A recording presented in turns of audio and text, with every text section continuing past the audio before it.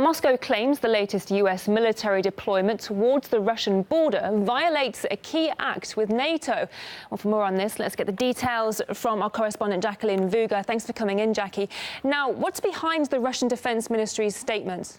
Well, Nikki, on Thursday, the U.S. announced the presence of a second regiment in the already tense, very tense Baltic region in Poland. And that's a move which Moscow claims violates that fundamental peace treaty signed between Russia and NATO so long ago that was designed, in fact, to end decades of Cold War tensions between the two sides, which, of course, we all know recently have flared up again. And the Russian Defense Ministry spokesperson believes the additional deployment really undermines Russia's own security by surrounding it with hostile forces. Let's take a listen.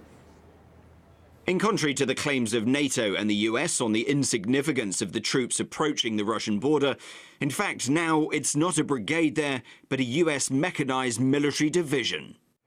So how's the Pentagon explained the reason for moving these forces? Well, we all know that Washington is constantly referring to Russia as an enemy, a threat that they must protect themselves and their European allies against. But the Pentagon spokesperson insists that this division has a purely defensive attitude.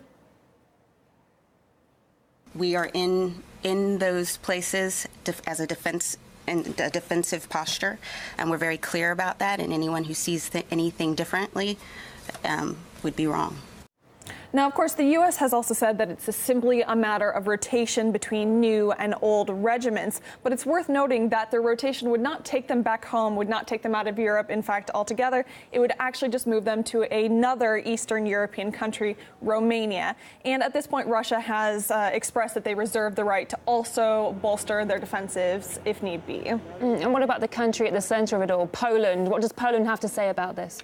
Well, the Polish defense minister recently called for more U.S. troops to be deployed to his country in order to, quote, protect it from external threats. And those comments actually came right on the heels of the Zapad drills, which were conducted in September between Russia and Belarus. And they caused an uproar in international media. Lots of speculation that the maneuvers were being non-transparent, with speculation just swirling that the Russian troops that came to Belarus were actually there to stay.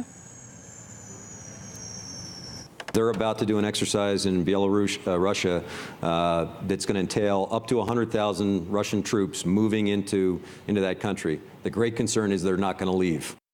Now, that is, of course, not true. Upon the completion of the drills, the Russian units that were in Belarus all returned to their permanent bases. But so far, it looks like it's the U.S. troops that are here to stay. OK, thanks for the update. That's RT's Jacqueline Vouga. Thanks for coming in.